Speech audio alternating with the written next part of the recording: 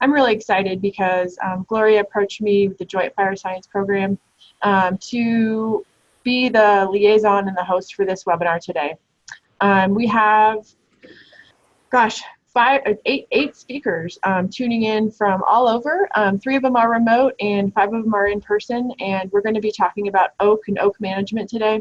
And if you are tuning in and you would like CEUs, there will be 2 Society of American Foresters CEUs available today.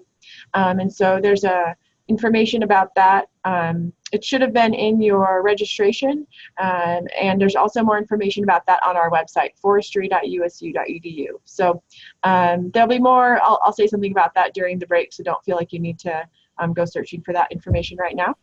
This webinar is being recorded and will be posted on my website and likely on Gloria's website probably within 48 hours. So yeah, with that, I'll turn it over to Gloria. Your PowerPoint's loaded, Gloria, and I'm going to mute myself. We have Jonathon and Dan tuned in, and Einar will be joining us, and let me know if you need anything. Okay, fabulous, Megan, and welcome everybody.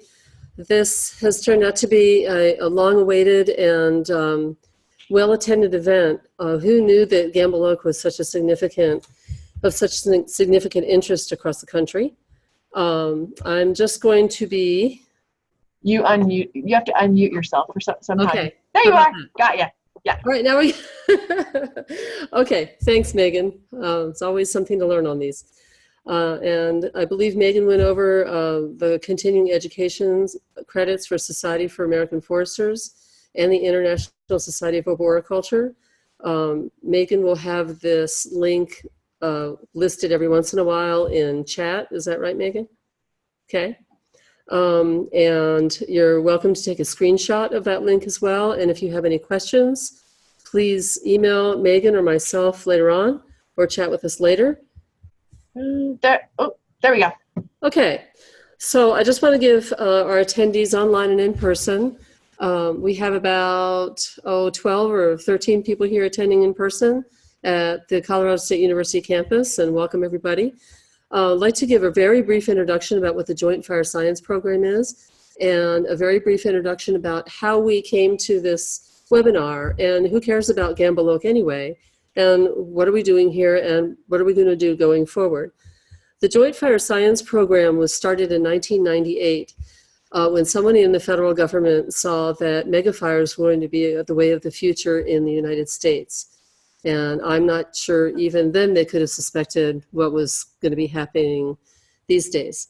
So the Joint Fire Science Program was created. It's called Joint Fire Science because it's funded dually by the Department of Interior and the Department of Agriculture. And the mission is to promote, the mission is to act as a catalyst and bridge between researchers, managers, and communities. The map you see before you represents 15 fire science exchanges nationwide that are divided based on basic general broad fire ecozones. I'm the coordinator and director for the Purple Spots, the Southern Rockies Fire Science Network, which takes us all the way from the Wasatch Front, the Dixie Fish Lake National Forests, down to Bryce Canyon National Park, all the way over to where we're presenting from today, where the Front Range meets the plains, as well as the lower half of Wyoming, the sagebrush area there. And the purple thumbnail up here also represents, we also conduct outreach to the Black Hills and the Pine Ridge areas. Just for your information, the funding, the Joint Fire Science Program is federally funded by congressional appropriation in Washington, D.C. That is in negotiations as we speak. And once congressional appropriations are funded, the funds are delivered to the Joint Fire Science Program Center in the National Interagency Fire Center in Boise. And all of the exchanges have to apply for those funds every 2 to 3 years and show what they're doing. So we're soft money and we're reapplying, and we work closely with many of our regional partners, not the least of which is Utah State University, doing wonderful things. Some of our Southern Rockies hot topics, These are general bins that we've been aware of or made aware of in working with our board members, our steering committee, our managers, our collaborators on the ground. So most of the issues region-wide fall into one of these topics: smoke and air quality, fire-adapted communities and fire response, which includes fire operations and wild and urban interface, fuels management and effectiveness, just what the heck are we going to do with all that stuff out in the woods anyway?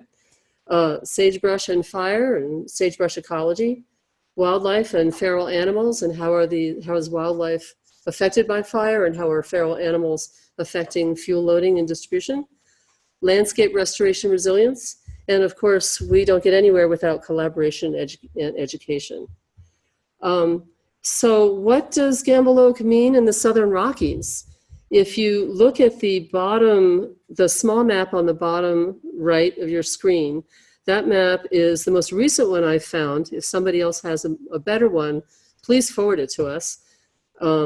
That's a USGS, US Geological Survey map from the 1970s showing the nationwide distribution of Quercus gambelii. So you can see it's pretty ubiquitous throughout the Southwest, with a significant population distributed all through the Central Rockies region. The larger map here with the green shaded areas indicates presence absence by county in the Central Rockies region. So we have Gambel Oak all through Utah, northern Arizona, northern New Mexico, and throughout Colorado and up into the Medicine Bow of Wyoming. Okay, so we have a lot of oak out there. So why do we care? What does that mean? Well, I'm sorry. Let me back up. I'll back up a little bit. We have a lot of oak out there, as I said, and it presents significant management challenges. So the Southern Rockies several years ago convened, I believe it was 2014, convened several workshops between ecologists and land managers. One was in Lehi, Utah, one was in Montrose, Colorado, and one was in Colorado Springs, to get together a variety of researchers and managers to talk about what are the issues in managing Gambel Oak in your area? What are the wildfire issues? What have you observed about fire ecology? What are your safety challenges in wildlife? And what are your top issues? And we were surprised to learn that many of the management issues were similar all across the board throughout the region, as well as the lack of science and research. Most of the science that has been produced about Quercus gambelii is in Arizona and New Mexico, and I believe maybe a little bit in California, although I don't see much distribution there. So we're really not resting on a lot of scientific survey or scientific observations and publications in our management decisions. A lot of it is field experience and anecdotes, and I've tried this, why don't we try that? So we're working to build a platform to fill our knowledge gaps, so we know where we are, where our knowledge gaps are, and what kind of research we need in the future. This is just for those of you who may not be familiar with how Gambel Oak burns in the Central Rockies region. I apologize for the resolution of this photo. It's not great, but this is the Storm King fire of 1994, where unfortunately 14 firefighters lost their lives in trying to manage this fire as it came up a canyon. And we can all see how torched this landscape is. This is a high severity burn all across the landscape. But you can see, I believe this is in the same growing season. I believe the Storm King fire was in July of 1994. And so you can see, if we look down here at the foreground of the photo in the very front, you can see Quercus gambelii is already starting to respond. It's not having no problem regenerating in this fire. And it comes back even stronger and more ubiquitous and, what's another word? A more significant ground cover than before. So where does that leave us? We understand that Gambel Oak is poorly understood in Colorado and Utah, presents significant management issues, significantly in the wild and urban interface. It has significant amount of terpenes and chemicals, and can be highly flammable under certain situations once the fire gets going. It poses significant issues for firefighter safety. We need to know more about the pre and post-fire ecology and what our management challenges are. And it's also, I'm saying this word significant too much, but it's also a significant resource for wildlife habitat and grazing throughout the Central Rockies.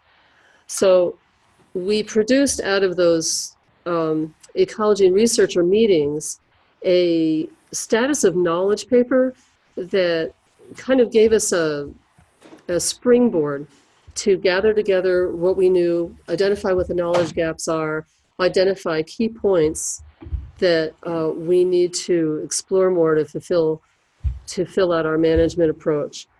Assess current knowledge and research gaps, and use this to build face-to-face and online engagement and create more opportunity for research funds and applied solutions.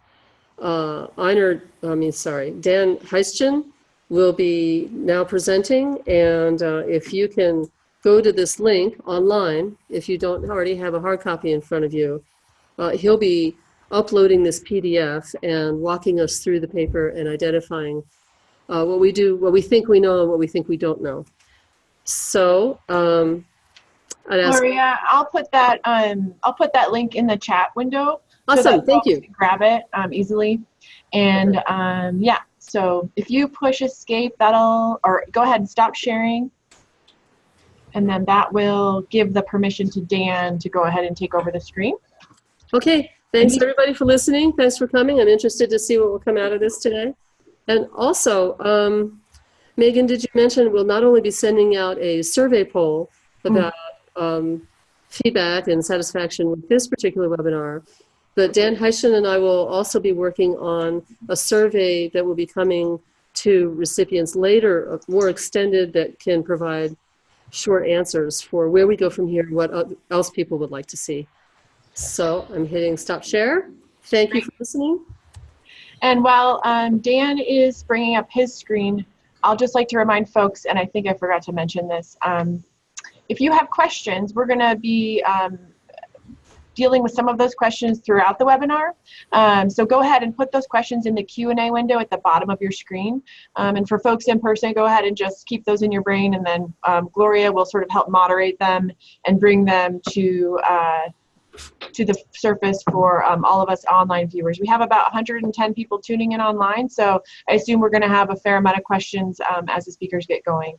So Dan, look for the green square at the bottom of your screen, and that'll allow you to start sharing the OAK document. And yeah, I think I'm already there. Can you hear me? Yep, I got you. Okay, and I think the document should be up. Okay, I don't see it yet, so go ahead and try again. Click the green square with the up arrow. Oh, there we go. Yep, perfect. Now we got it. Okay. Perfect, good deal. And then you can minimize all of our faces if you want to see the whole document. All right, thanks. Okay, thank you. And I want to thank everybody for attending. We've been doing a lot of thinking about Gambel Oak for probably the last decade, and Gloria gave a great overview of kind of the history of where we've come. And I had the fortune to work with Merrill Kaufman. He moved over to Montrose when he retired, and we identified that we had some concerns and questions about Gambel Oak, and through what was then the Uncompahgre Plateau Project, which was an interagency project on the Uncompahgre Plateau to restore it, and then it moved in towards the Forest Service side of it, went with the Collaborative Forest Landscape restoration effort, and so some of this has grown out of those efforts here. And I know across Utah and Colorado, there's a lot of other folks that have been talking about oak, and just the lack of knowledge we have about oak. So I'm just going to give a kind of an overview of this document. As Gloria mentioned, there were three different workshops in 2014, and about 60 people attended those workshops and just had all kinds of discussion about oak, and some of it was anecdotal about what we think about oak and what we would like to know about oak. So I'm just going to jump into the document a little bit here, and I would encourage you all to get more familiar with this this document as well. It's kind of the jumping off point for where we're trying to go and with our knowledge. So the document kind of looked at the status of our knowledge, first of all, and identified 9 things that we kind of know about oak. There's been a lot of research down in Arizona and New Mexico, more on the tree form of Gambel oak, but not as much research up here in Colorado and Utah. So I'll go over those 9 key points, and then there's we identified 5 categories of research needs, things we don't know about oak, and I'll hit each of those as well. And that's kind of what's driven some of the research that's gone on since this was published in 2016. And we're really fortunate to have several speakers here that have been doing some of that research and monitoring and have started to answer some of those questions, which is really valuable for us. We know that Gambel oak and fire, it's a significant fuel type for wildfires, as Gloria mentioned, the South Canyon fire. And there's been numerous other fires, the Waldo fire over in Colorado Springs that burned numerous homes and structures was driven by oak brush. And just about every forest and agency that's got Gambel oak has probably had fires in the last 5 to 10 years in Gambel oak. It's got some value for wildlife habitat. It's got some value for grazing. It's got value for watershed. A lot of times, I think Gambel oak is in a part or a component of numerous other community types.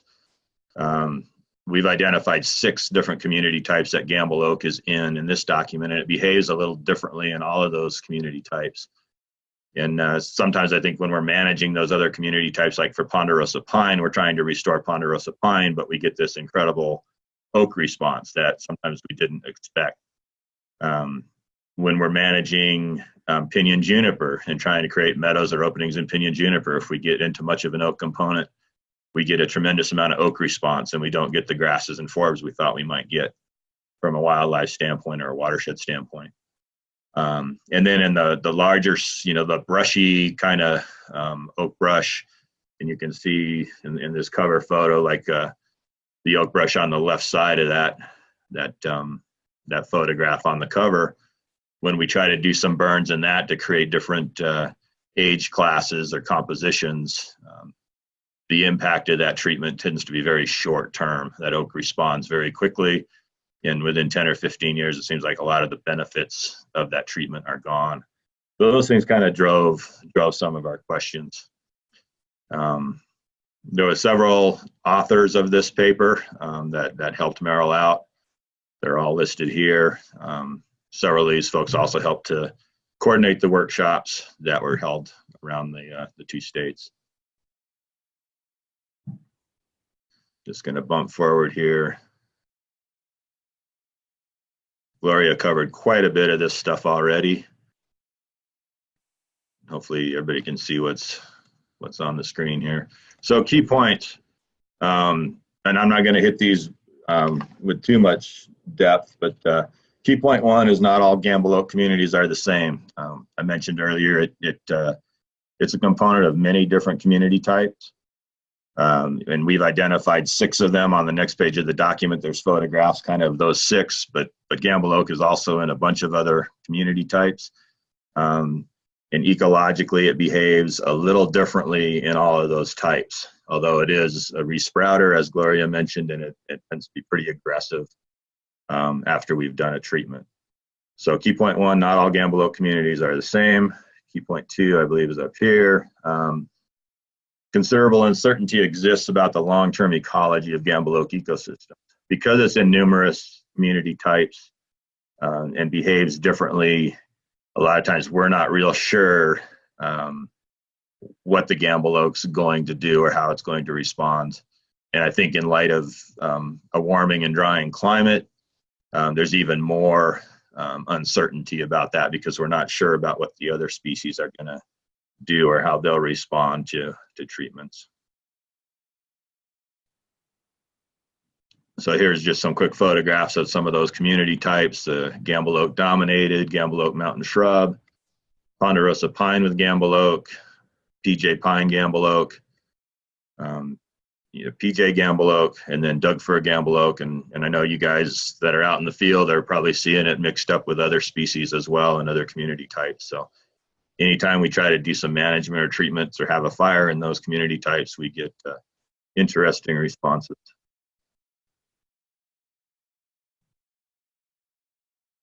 So key point 3, and this is from the research that we were able to pull up and find as we created this document, but we found that fire is the dominant natural disturbance agent in oak communities, but there are also some other disturbance mechanisms: drought, frost, insects, disease, that all have other kinds of impacts too, but fire seems to be the dominant one in the oak community type.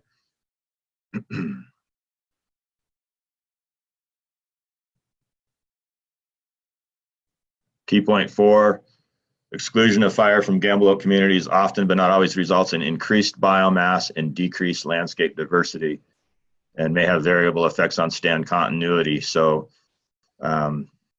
we've gone a long time without significant amounts of fire on the landscape since probably the early 1900s, and with fire suppression becoming very successful in the 40s and 50s, we've put a lot of fires out in this community type.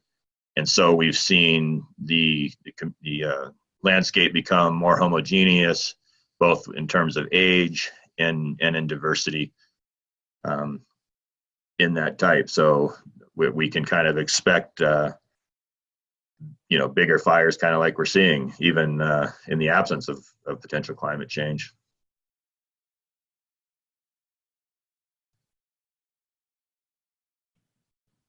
There's key point 5, past logging of ponderosa pine has increased oak stem count and patch density in the short term, and in some cases stand continuity in the long term. So this goes back to one of the primary things here on the Uncompahgre Plateau that we were looking at is we were doing a lot of restoration of ponderosa pine, but we weren't getting a grass and forb response out of some of it. We were just getting an oak response, and it seemed like we were converting the understory from older savanna type oak into more brushy, more dense kind of oak that seemed to cover more of the ground. And there's questions about the ability of ponderosa pine to regenerate in that kind of a system. So key point 6, Gambel Oak shrublands have been managed to meet lots of objectives. Most of them are designed to affect structure, composition, or function of the oak community for a variety of purposes. Wildlife habitat is a very important one. Those of you who work with wildlife biologists in your agencies know that they're trying to knock this stuff back and get different age classes in there so that it's still browsable. So there's still a mast crop or acorn crop. And then from a fuel standpoint, we manage it pretty hard as well. To try to get rid of the continuity. There's a great photograph of some treatment there that's been done on the Dolores district of some of that wildlife kind of fuels treatment that we're trying to do in oak. But again, the response is not always what we thought it would be. Key point 7, most management practices in Gambel Oak are intended to limit the spread or intensity of wildland fire, improve habitat, or increase forage for livestock grazing, but they're successful for no more than a decade just because of the aggressive resprouting response of Gambel Oak. Sometimes our treatments actually increase the number of stems per acre. And if we were trying to get grasses and forbs for wildlife or try to reduce fuels, within 10 to 15 years, 20 years at the tops, it seems like, a lot of those benefits are gone, and sometimes it seems we should be maybe focusing on working in other community types or whatever, where the bang for the buck is better and the longevity of the treatment is better. But a lot of times we don't have a choice in the wildland urban interface. We have to get in there and get some treatments done. Point 8, careful use of herbicides that results in root mortality may be effective for a variety of management objectives. So that's something that I think the federal agencies have a difficult time using herbicides for this kind of treatment. It's just environmentally tough to do through the NEPA process and everything. I think on private lands and some other organizations may be more successful with using herbicides, and it seems like that can be effective. And we've actually got, I think Claire Volk, I believe, is talking later this morning about the use of herbicides, trying to kill that root system with herbicides and get a longer term benefit out of it. And key point 9, climate change may affect Gambel Oak in multiple ways, but the full extent of these effects is unclear. In talking with a lot of researchers and land managers, the consensus is that in a climate change scenario, it appears that Gambel Oak's going to be a big winner, mostly because of the way that it regenerates through its root system. And it's just very aggressive about doing that. We're seeing with some of our wildfires that are burning through a conifer Gambel Oak community, whether that's ponderosa pine and Gambel Oak or pinyon juniper and Gambel Oak, we're seeing the conifers seem to fall out of the system, and the oak is just responding rapidly and just dominating the site. And we've got 2 folks, Jonathon, Coop, and Kyle Rodman, are both going to talk about some of their findings and some of the wildfires. And some of the rest of us have been out looking at some of our wildfires from the past, just kind of walking through them, and even looking at some of our fuels treatments and seeing, are we getting the conifer response, or are we just getting an oak response? And the regeneration of conifers is limited, which could be partly because of the oak response and partly because of a warming and drying climate. So those are the 9 key points kind of that we identified in the document as things that we kind of know. It's kind of the status of our knowledge. I think the heart of this document is really the research needs that we identified. And this was done back in the workshops in 2014. And some of the folks presenting today have grabbed onto some of these topics and have moved forward. And it'll be real interesting to hear what they have to say. Some of these topics may not be as important currently as we thought they might be in 2014, but I'm just going to hit these fairly quick as an intro to this document. And as Gloria mentioned, following this webinar, she and I are going to get together and try to create a survey to send out to everybody that was involved in the webinar, to get an idea of what you feel your needs, your knowledge needs are regarding Gambel Oak, and we'll try to start driving a second generation maybe of research. And I'm sure some of the researchers who have done work already have their own questions that their first level of research has brought up. So Gambel Oak community classifications and descriptions is one general category. There's lots of different Gambel Oak community types, and how do they function? What's the description of them? We don't have real good ideas of that. And then what kind of soil characteristics and landforms are causal to those community types, or where are those community types located? The second category of research was the fundamental ecology of oak and the associated tree and mountain shrubs communities. We don't seem to have a real good grasp sometimes of, at least from a research standpoint, what is the ecology of oak relative to these other species. Obviously, we can see that it dominates the system, especially in light of disturbance. But we may need some more information on historical conditions and departures and just ecological interactions. And then one of the topics that came out of that was, how can we structure whole landscapes to minimize the threats of those large and intense wildfires, so that we don't have some of those negative impacts we're seeing from the oak response. Let's see. Number 3 over here on the left column. What are the consequences of climate change? And this is a wide open question. And I don't think there's been a whole lot of modeling done specifically for oak brush. That was one item that was brought up, is maybe we need a climate change model for oak brush. The second bullet there, assessing Gambel oak and mountain shore requirements for successful regen and establishment processes and responses. I don't think Gambel oak's having any problem being successful, so I'm not sure the research needs to go into that so much as what about the associated shrub species, and are we seeing a decline in some of those species through disturbance because the Gambel oak is so aggressive.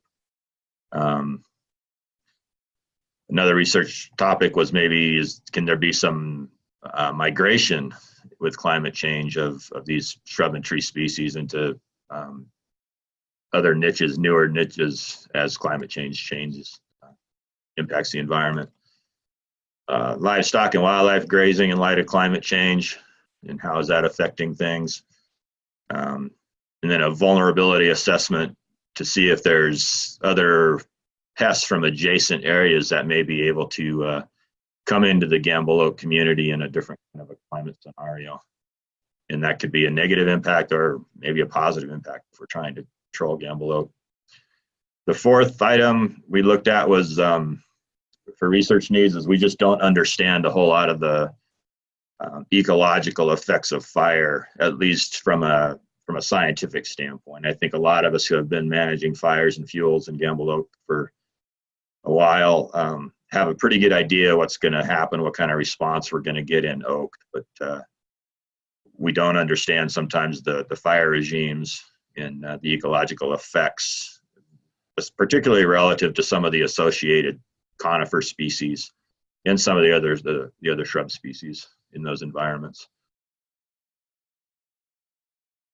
This one I hit here in the right column was actually part of that fire one. So how can we kind of restructure the landscape in places where it really matters relative to fire? The fifth research need we found was questions about treatment effectiveness for long-term management. And it seems like some of our treatment objectives, they just seem to stimulate the oak brush. They're not tied in good with the ecological characteristics of oak brush to really achieve the benefits. And some of that may be that our objectives are not in line, I guess, with the ecological characteristics. Our expectations are not in line with how oak responds. Really trying to take a look, the second bullet here, at how effective are our treatments, how long do they last, what's the cost benefit analysis for those. I know here on lands in the Montrose area, we've kind of really slowed down in doing broadcast burning in those big oak brush fields. There's still a few folks sort of doing it here and there for wildlife habitat and to get different age classes, but to a large degree, we felt like the long-term impact was not there. It was so short, 10 years, maybe 15 years, and it seems to be largely back to the way it was. Unless you have some wildland urban interface or a real important species you're trying to create habitat for, the investment may not be worth the longevity of the treatment. Another bullet here on treatments was, does it make a difference seasonally when you treat? It's very easy to burn oak brush, or relatively easy to burn oak brush in the fall. I've always thought after Labor Day was a great time. All the leaves are curing out. Or people do it in the spring when there's still snow surrounding some of those slopes. But essentially the oak brush is dormant at those times of year, and it doesn't affect the root system at all. And in the next spring, you just get a flush of new growth. And some of our folks have been trying to move those treatments into the growing season, whether they're mastication treatments or prescribed burns, but trying to move them into that late May, June, early July time period after the roots have expended some of their reserves, and take the top off and see if we can have a little more control over oak brush. Another bullet here, identify treatments or combinations of treatments that might work to kind of hammer the oak brush back a little bit, whether that's a mechanical treatment followed by a prescribed burn, mechanical treatment followed by a herbicide treatment, anything like that. And we think we can have more success with multiple treatments, but I think sometimes if our prescribed burn is the second thing, or we want to follow up with a maintenance burn, it takes 5 to 6 years to get enough surface fuels to get another fire in there, following an initial prescribed burn, and then by then the oak is pretty well reestablished in 5 or 6 years already. A lot of folks have been doing kind of their own local work and their own ocular observations of it, kind of those local ad hoc studies. And we've been trying to pull some of those ideas together, and maybe some of that will get presented today as to what seems to be working. And that's more from a management side and not so much a research side. And then one other item that came up was maybe to establish a protocol to determine in different situations maybe what's the best approach for developing objectives and identifying treatments or prescriptions to get the objectives that we want out of the treatment. So that's kind of the heart of the document. If some conclusions here, a bibliography, and then there's some acknowledgments and workshop participants, I guess, here is kind of important. I expect there's several of you on the webinar today that attended one of these workshops. We had about 60 folks doing it, and again, much thanks to all of those folks Hey, for Dan. doing that, and a lot of thanks to Meryl Kaufman and Gloria. Go ahead. Yeah, I'm going to have you stop sharing, and then we'll get Jonathon to load his PowerPoint. But while you're doing that, I'm going to read you a question that came up from Alan. Okay. So you go ahead and stop sharing your screen. Okay. All right, so and Jonathon, go ahead and pull yours up. Dan, you make the point that management objectives are not in alignment with the ecological systems of Gambel Oak. Does this message need to be part of the social sciences outreach with the public, government, legislators concerning the realities of building and living in Gambel Oak areas where effective fuels treatment will have to be ongoing to protect values at risk? Yeah, I think that's probably the case. Initially, I think the way that question was more designed for the resource specialists who were trying to restore ponderosa pine or trying to reduce fuels for a long time or trying to create wildlife habitat and getting grasses and forbs safe for elk. And so we would go out and do a big project or a burn, and we weren't getting what we wanted. The pine just had a ton of oak in the understory again. We weren't seeing regeneration.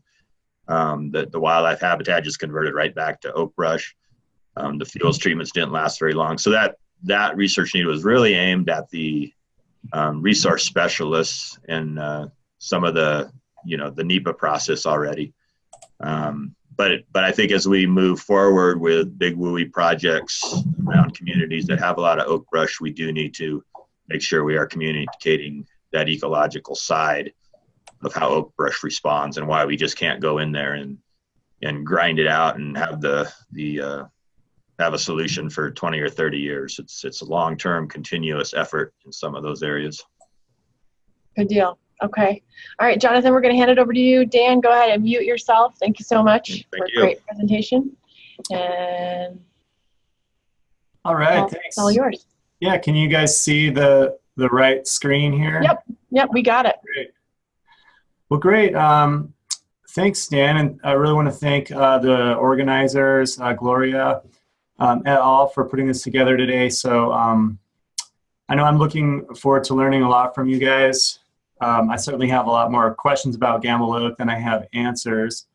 But kind of where I'm coming from is a little bit of a forest-centric perspective, which is, in theory will provide some context maybe for why interest in Gambel Oak is growing across at least some of our landscapes where we're seeing pretty rapid and pronounced expansion of Gambel's Oak and some of these other woody resprouting types.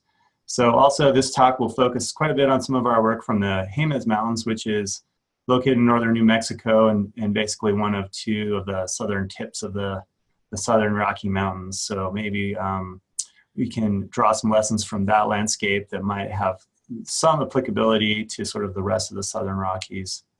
And so basically what I'll do today is show you a whole bunch of complex graphs and some cartoon illustrations that'll basically tell you what you already know, but hopefully you find it somewhat interesting. So we'll get started. This title slide image comes from the Jemez Mountains, and you can see this is one of these landscapes that was formerly forested, but really largely converted to an oak scrub or a resprouting shrub type of communities. So we'll talk. That's mostly what we'll be talking about. So, all right, I got to get my slides so I can change them. All right.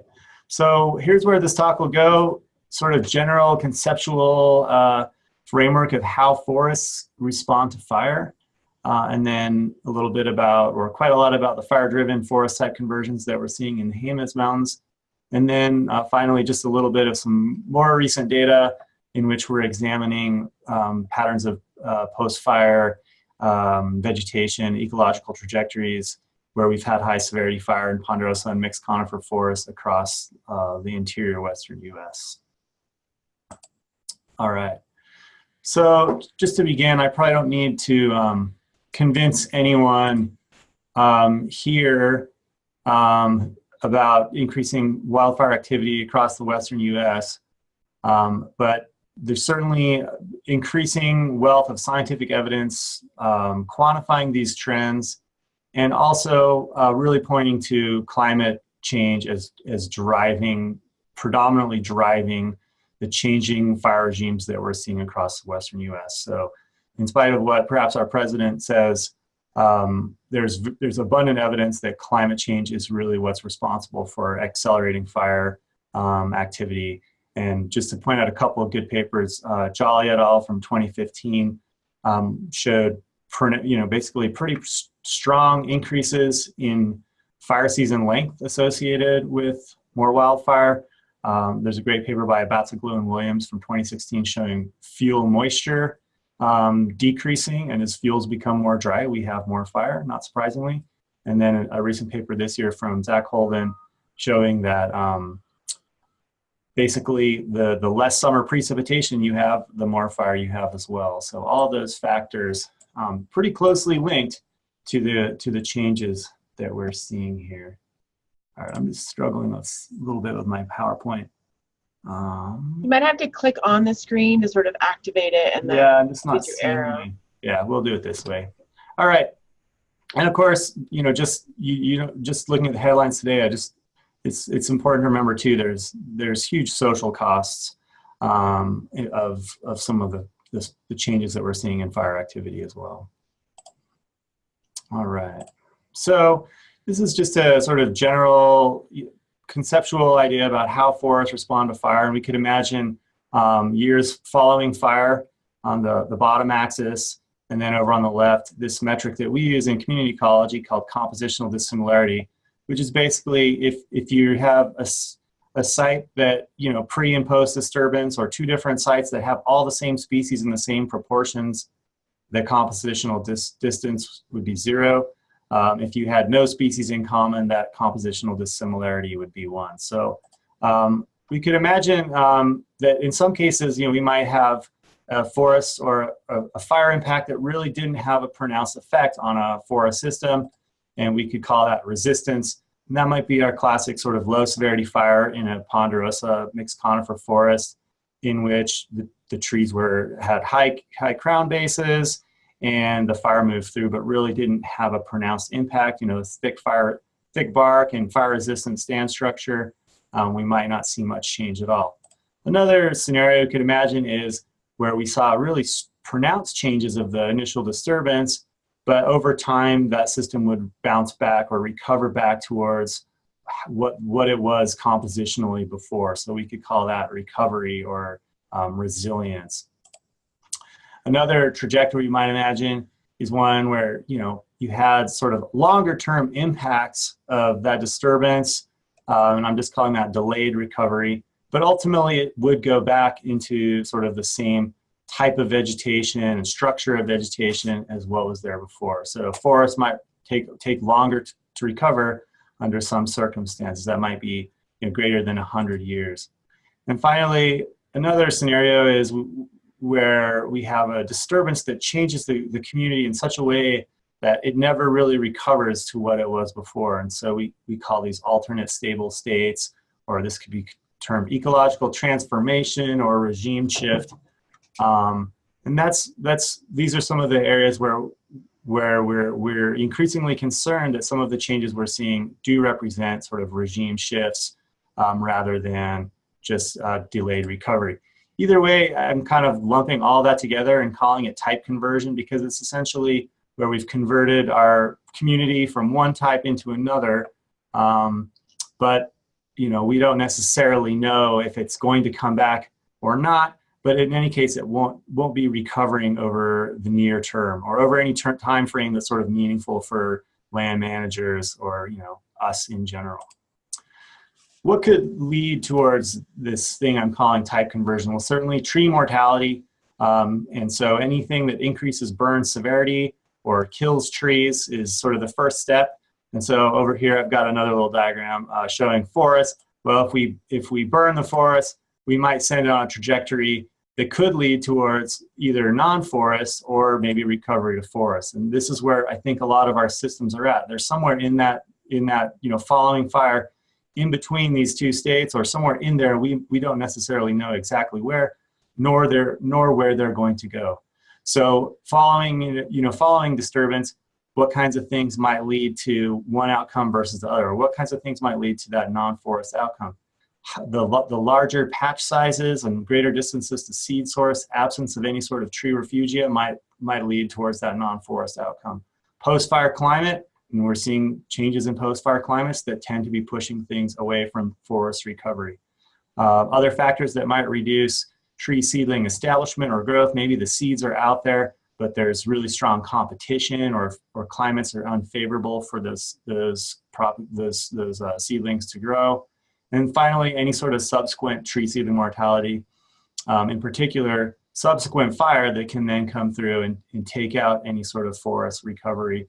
And that's kind of what I'll be talking about a little bit next. So moving on to the Jemez Mountains here, we had a series, basically just a little bit about the fire history there. This is probably one of the most well-documented landscapes in terms of reconstructing historic fire regimes. So based on tree ring records and fire scars, we know that low severity fires were abundant across this landscape for, you know, as far back in time as those records will take us, up until right around the late 1800s, early 1900s, at which point that fire regime completely ended, and we really had almost no fire until right around 1977. Beginning in 1977, we had a series of really large, high-severity fires: the La Mesa fire in 1977, the Dome fire in the sort of mid-late 90s, Cerro Grande in 2000, and finally this 2011 Las Conchas fire, which I'm showing on that map there, really dwarfed all the others and also reburned a lot of areas that had been already burned at high severity by those prior fires. So our questions in this landscape were, how did those 77 to 2000 era fires shape vegetation composition? And we happen to have some great data from around 2003 to 2006. And then subsequently, when all those things got hit by the Las Conchas fire, how did they respond to that disturbance in 2011? All right. So this is an NMS ordination showing the pre-Las Conchas vegetation circa 2006. And basically what this graph shows is the location of all of the samples in terms of their species composition. So the closer any two points are together, the more similar they are, the more species they might share. And the farther apart they are, the more dissimilar they are, or the fewer species they might share. And so the NMS1 axis represents a sort of a transition from trees on the left side to shrubs on the right. And then the y-axis represents a shift from woody to herbaceous plants in general. So from tree or shrub dominated into sort of grassy or forb dominated types. And just the contour lines on there represent burn severity in prior fire. So this zone down here in the lower left is forested. It had little or no prior fire, or maybe super low severity fire. And then as we move over to sort of the right, we have more fire activity and fires of increasing severity. And so I'll just pull those back for a second. If you look in the lower right corner, I'm calling that quadrant the oak scrub zone. And it's a lot of Gambel oak. Also this perhaps hybrid thing we call Quercus pauciloba, or perhaps was also called undulata for a long time. So that's the wavy leaf oak. And then Rodman is our resprouting New Mexico locust. So this quadrant down here includes a lot of different species that I'm not showing there, but choke cherries. There's all sorts of resprouting woody species of shrubs that tend to co-occur in that area.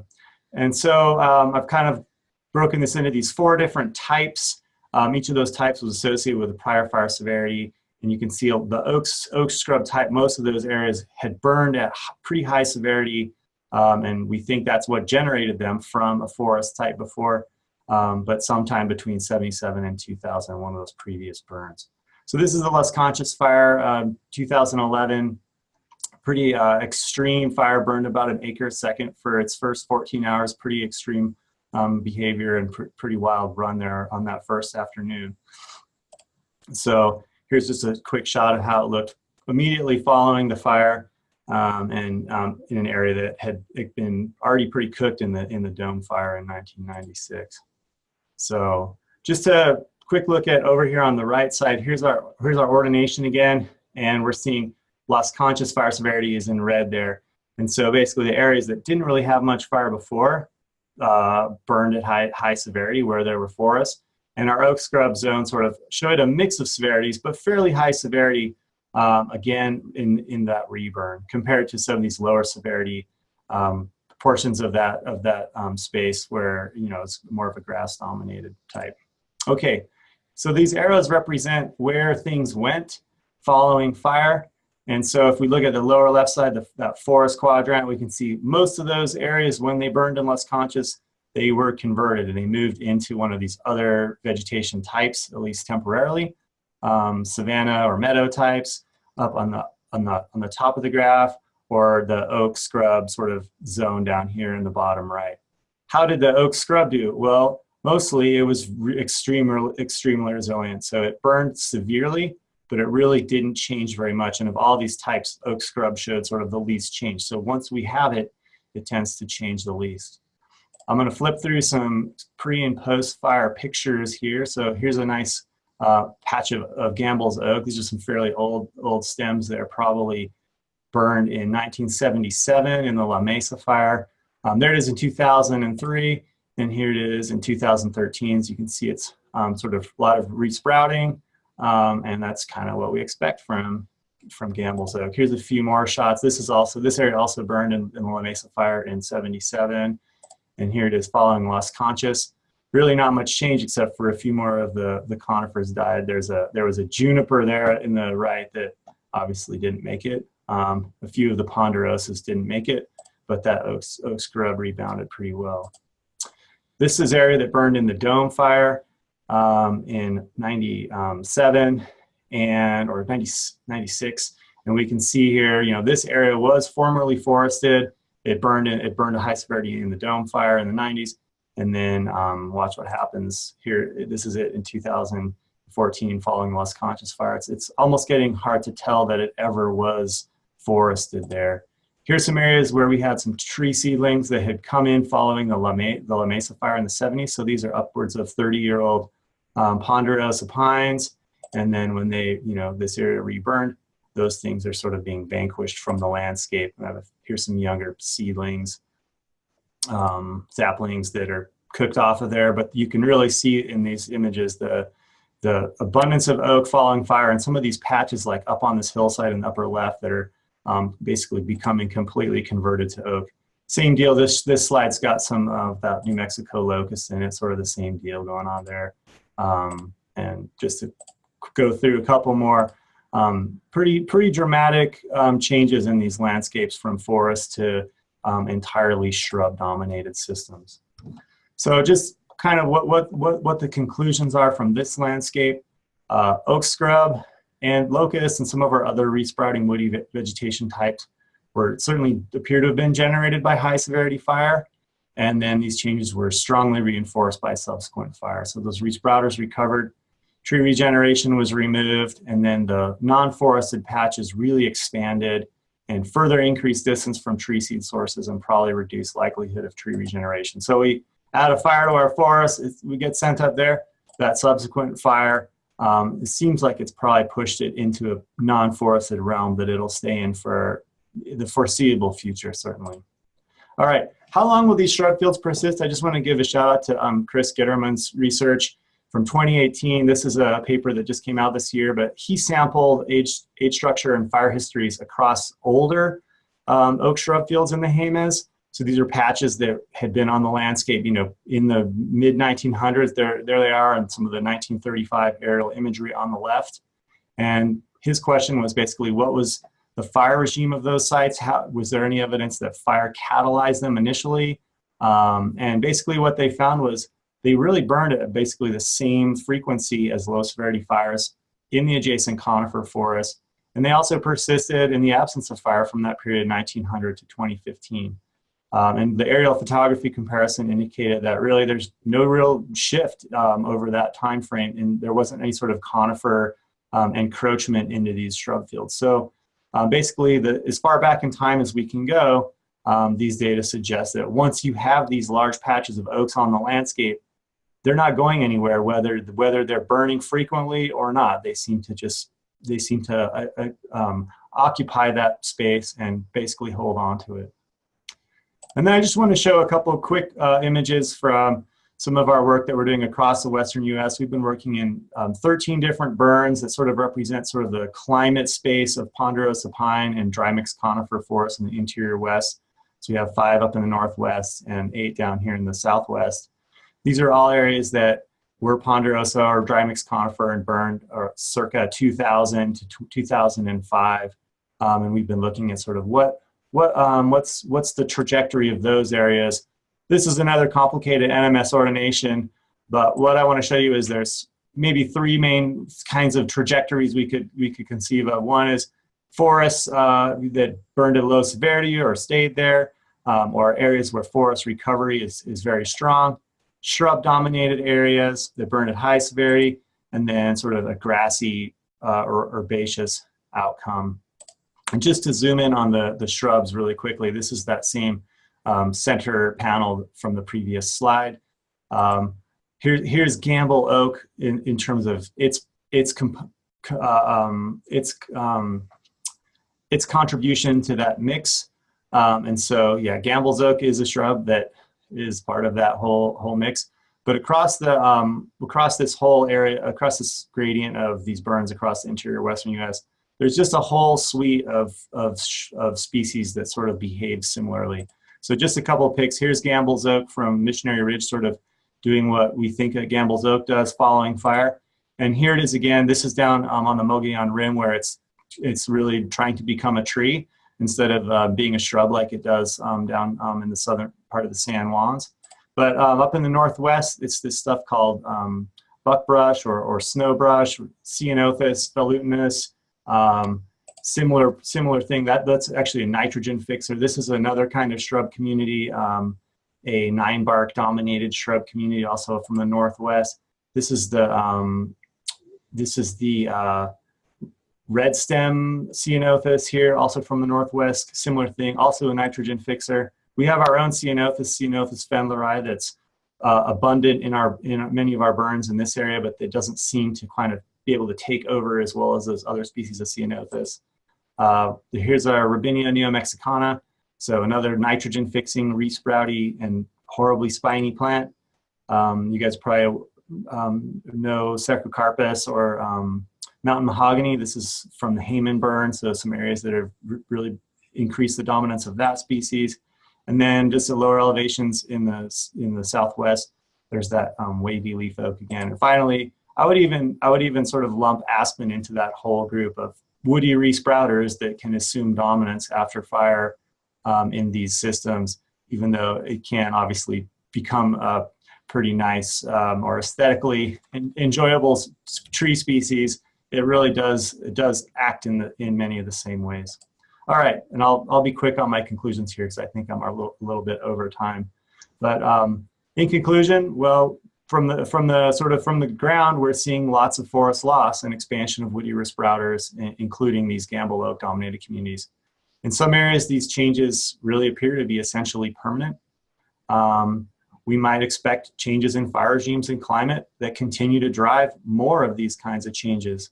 And so, you know, we have some obvious management solutions in terms of avoiding forest conversion by changing, you know, stand structure and increasing low severity fire and decreasing vulnerability to high severity fire. There may be some options to restore these converted landscapes via protecting residual trees and probably replanting in some settings. And I think some big questions about how and when and where to bring back fire into those landscapes.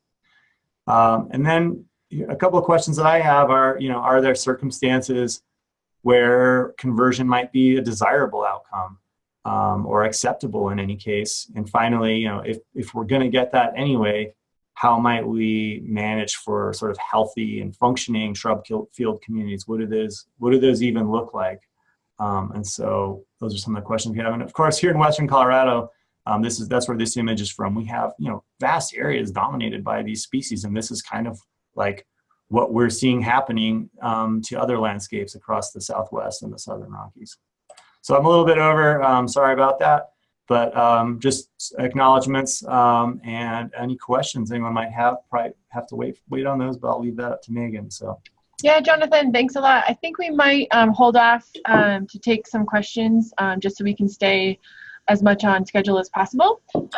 But thank you very much. I'm going to have you stop sharing your screen so that Kyle can bring his talk up.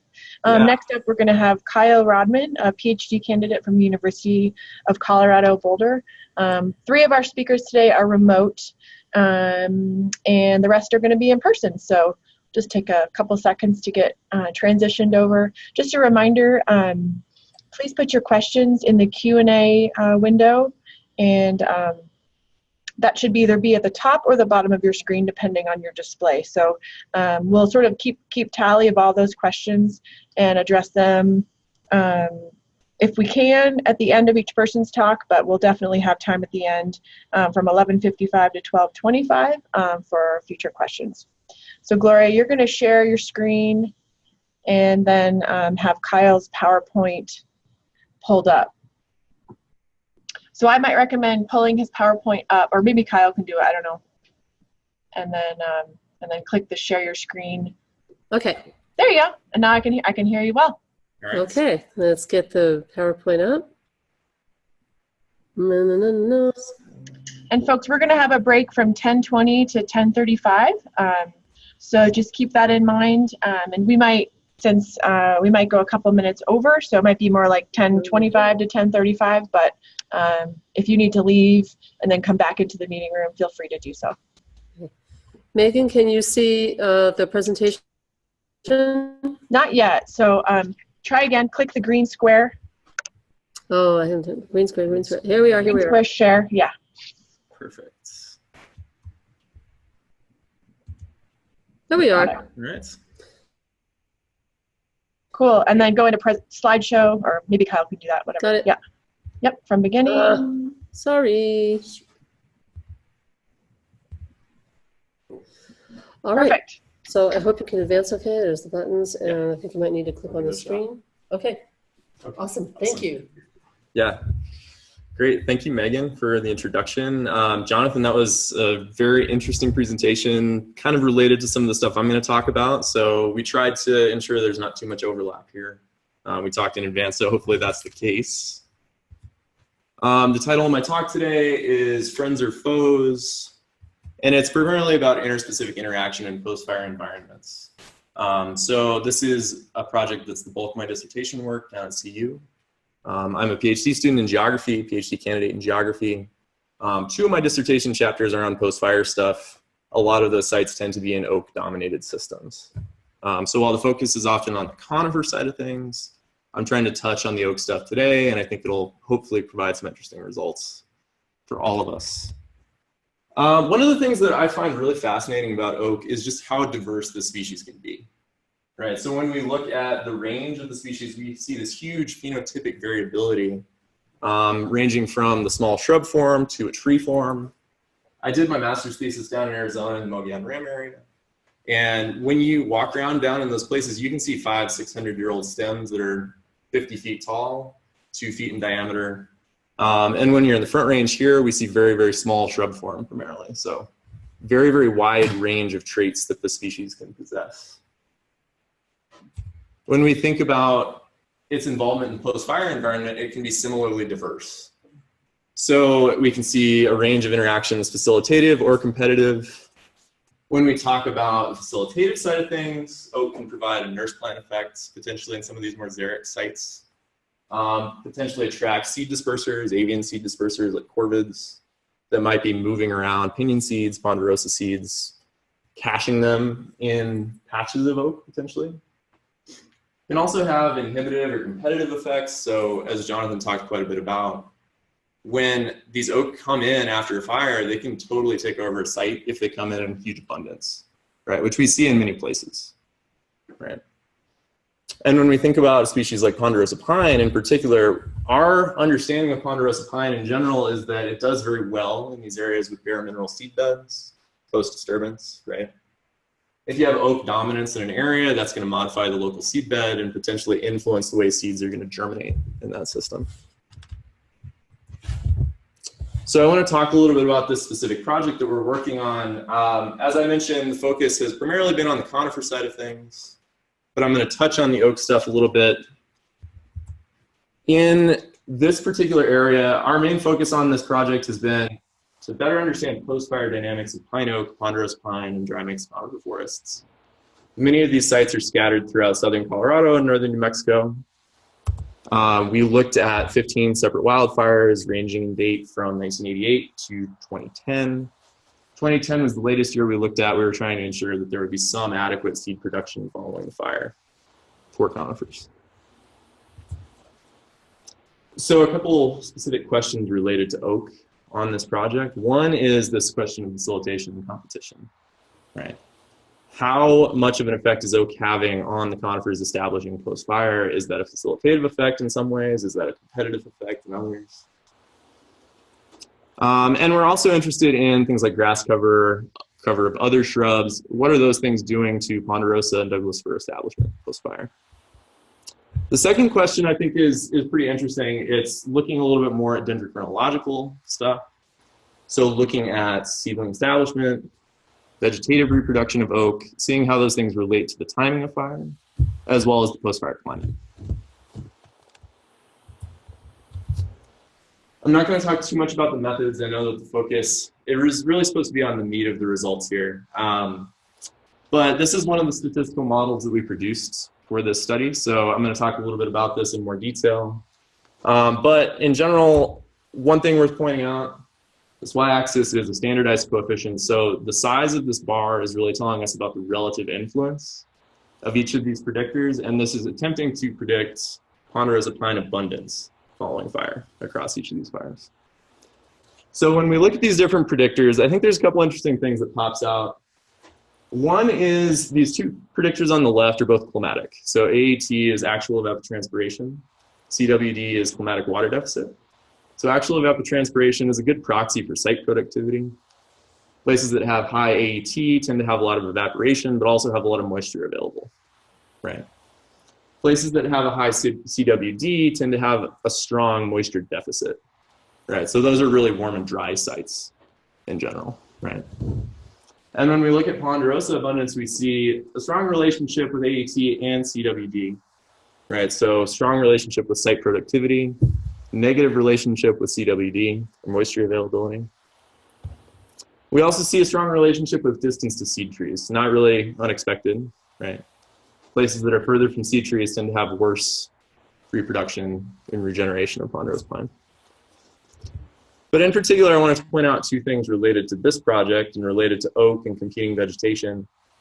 We have fairly weak relationships with both Gambel oak sprout density and percent grass cover and ponderosa pine abundance.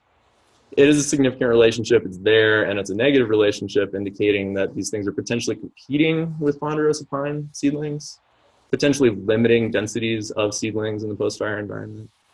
But it's not a really strong relationship, right? And I'll touch on that a little bit more here in a minute.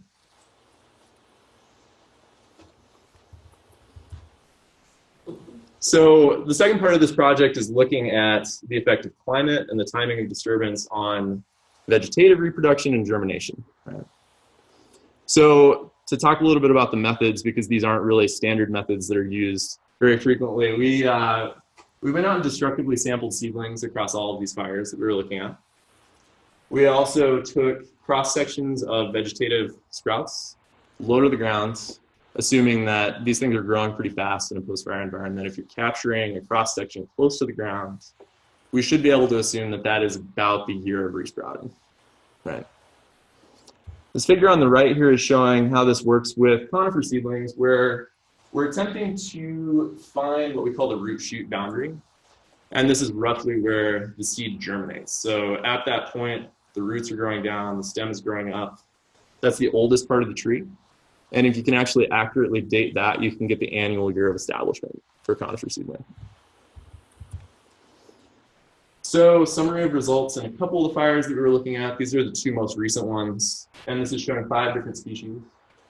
Right, so with aspen and Gambel oak, those are primarily from suckering, vegetative reproduction.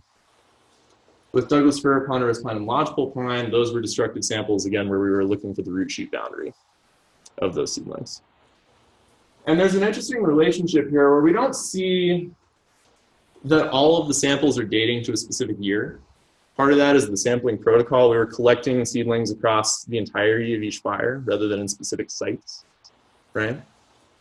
But even given that, we can see that some important years do pop out. 2014 seems like it was particularly important for regeneration in this H12 fire, which happened in 2010. When we zoom out and look at the entirety of all fires, I think there's a more interesting relationship going on here. So again, the height of each of these bars represents the number of samples dated to a specific year. And the color of the bars represents the species of the sample, right? This bottom bar is CWD, that metric that I was describing with climatic water deficit. So higher values here are indicative of really warm, dry years, right? Lower values, cool, wet years. And most of the fires we looked at dated to about 2002 or 2000, in that range. So it's not surprising that we don't see a lot of samples prior to 2000, because we didn't really collect a lot in a post-fire setting that could have been dated to the 90s. There were only 1 or 2 fires that happened in 88 and 96. But looking just at that subset of time of 2002 to about 2014, where we had a really high sample depth, we see a couple interesting things pop out. I'll talk about this interdecadal trend in a minute, hop back to that. But 2007 was actually the most abundant year for every species that we looked at. 2007 also happened to be the wettest year between 2000 and 2014. I don't think that's a coincidence, right? It seems like climate is playing a role in the post-fire establishment and resprouting, potentially, of these species.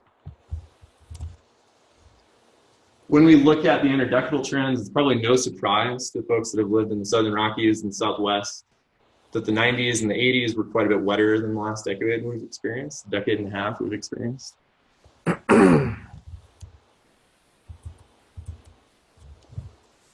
So the results that I just presented, those were aggregated across all fires. Because of that sample depth issue that I was talking about, where we had many fewer samples that could have been dated to the 90s, we wanted to actually do some statistical modeling to try to understand what climatic conditions and what timeline we're looking at with these different species in a post-fire context. So this graph seems a little bit complicated at first. It's not actually as bad as it looks. Essentially what we're looking at here on the x-axis is the time since the fire took place, if we're thinking about the average conditions in a given fire. The y-axis is moisture availability in a given year, right? So what we see is that for Gambel Oak and for ponderosa pine and Douglas fir, we get a flush of regeneration in the first few years after the fire. And that regeneration tends to take place in wetter than average years, right?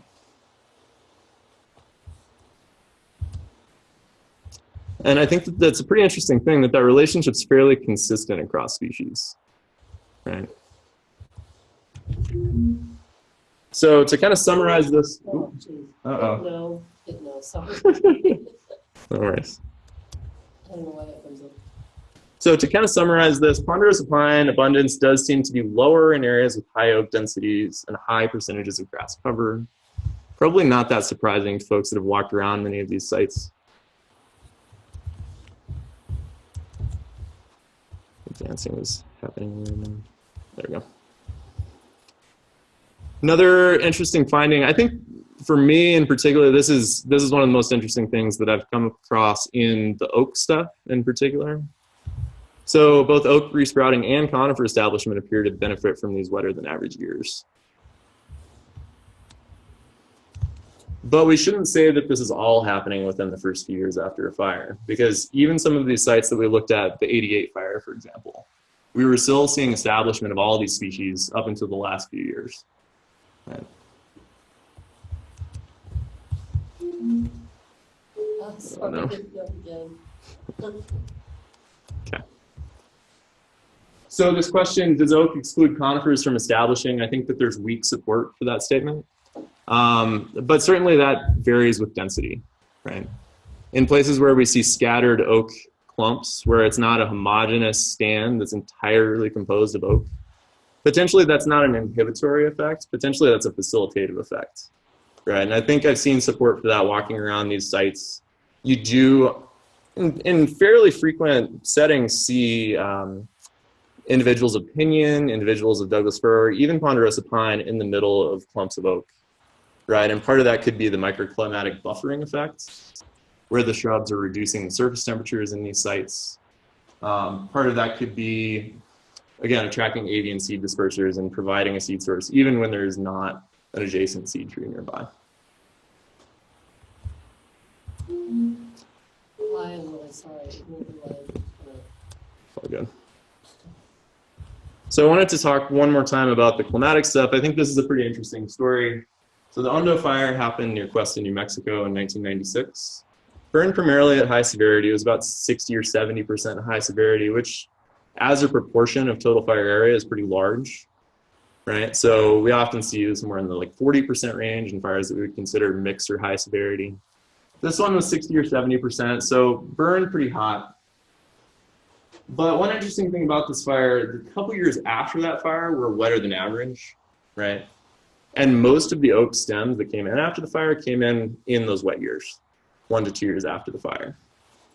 And now it's composed of very, very dense oak shrublands, mostly large stems, fairly homogeneous. Potentially some of that effect is due to the post-fire climate, right? That's what I'm proposing here, at least. It's sort of initial stages of this study. But certainly the fire severity is playing a huge role here too, right? So that's kind of all I have today. I'll take questions if we have time for it. If not, I can wait till the end. Kind of up to you, Megan. I think we don't have any questions online, so let's just see if the audience there has any questions and we can go to them. Yeah. In your studies, did you consider like what the cone crop for the conifers would be of that year when the fire occurred? Yeah, we actually looked. Hey Kyle, can you please repeat the questions for the online folks?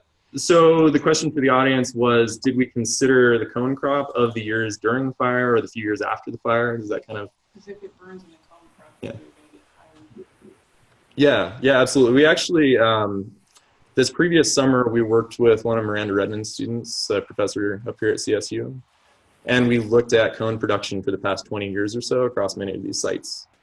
And it doesn't really display a strong relationship with post-fire establishment. surprisingly. And part of that, I think, is because we saw good cone years in every single fire that we looked at in post-fire setting. At least 2, in fact, was kind of the average. That we were getting good cone years on average, like every 2 to 10 years, but generally pretty frequently. Yeah. Anything else? Yeah. Similar to that, considering that oaks mast the way pines do, I haven't heard anything talking about oak seedlings yet. Are the acorns just completely burned up in a fire, or has anybody looked at seedling establishment of oaks after?